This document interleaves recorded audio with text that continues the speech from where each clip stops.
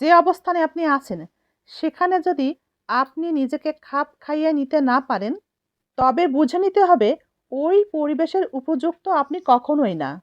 অবস্থানটি যদি আপনার জন্য খুবই জরুরি হয়, তাহলে নিজেকে উপযুক্ত করে তুলুন সেই অবস্থানের জন্য। অবস্থানের পরিবর্তন নাই, নিজেকে বদলে ফেলুন, নিজেকে পরিবর্তন করুন। এমন পরিবর্তন দোষের কিছু নয়, বরং গর্বের।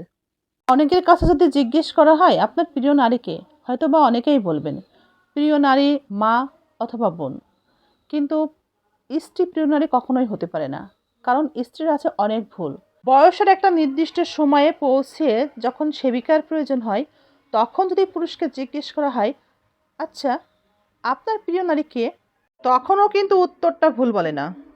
নিজের শিয়রে দাঁড়িয়ে থাকা স্ত্রীর দিকে এক পলক তাকিয়ে বলে আমার প্রিয় নারী আমার স্ত্রী। নারী পুরুষ কখনোই শুধু নামাজ পড়ে জান্নাতে যেতে পারবে না।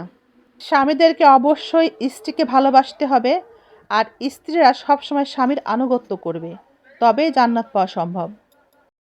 প্রত্যেকটা স্ত্রী তার স্বামীর কাছে সম্মান চায়। কি চাই বলুন তো? স্বামীর কাছে মেয়েরা বা স্ত্রীরা সম্মান চায়। সম্মানটা কি? স্বামীর কাছে স্ত্রীর সম্মানটা আবার কেমন?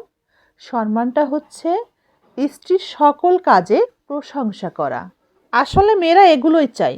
স্বামী ভালোবাসবে, স্বামী প্রশংসা করবে, স্বামী আদর যত্ন করবে, সকল কাজে প্রশংসা করবে। মেয়েরা কিন্তু মনে মনে এটাই চায়।